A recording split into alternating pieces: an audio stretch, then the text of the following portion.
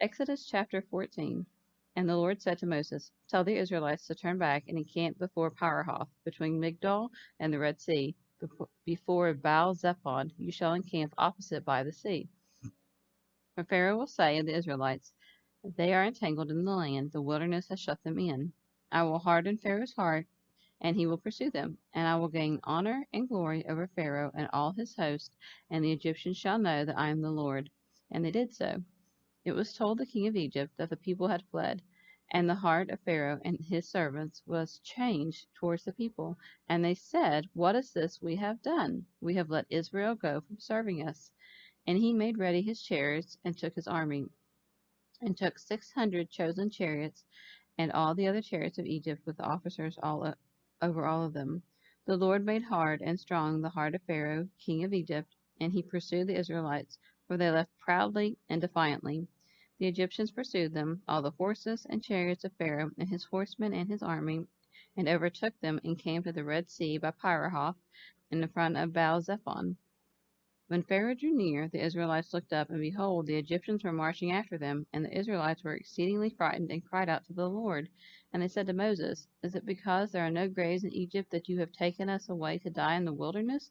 Why have you treated us this way and brought us out of Egypt?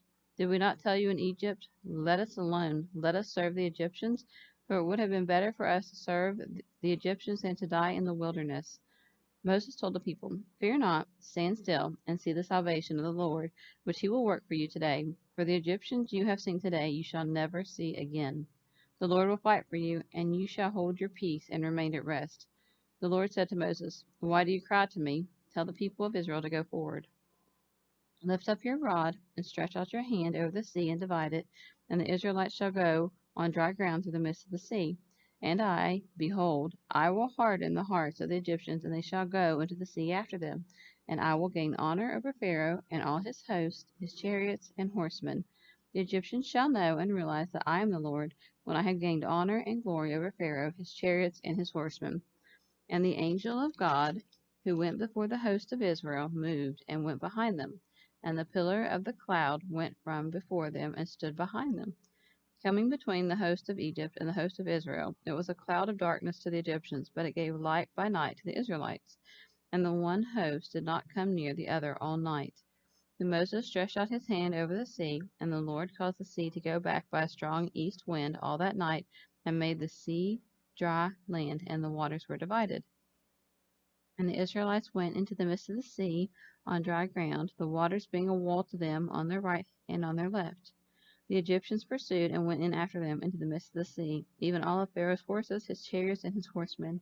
And in the morning watched the Lord through the pillar of fire and the cloud, looked down on the host of the Egyptians, and discomfited them, and bound, clogged, took off their chariot wheels, making them drive heavily.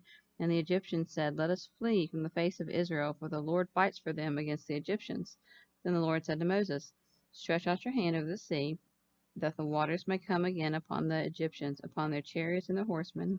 So Moses stretched forth his hand over the sea, and the sea returned to its strength and normal flow when the morning appeared, and the Egyptians fled into it. And the Lord overthrew the Egyptians and shook them off in the midst of the sea. The waters returned and covered the chariots, the horsemen, and all the host of Pharaoh that pursued them. Not even one of them remained. But the Israelites walked on dry ground in the midst of the sea, the waters being a wall to them on their right hand and on their left. Thus the Lord saved Israel that day from the hand of the Egyptians, and Israel saw the Egyptians dead upon the seashore. And Israel saw that great work which the Lord did against the Egyptians, and the people reverently feared the Lord, and trusted in, relied on, remained steadfast to the Lord, and to his servant Moses.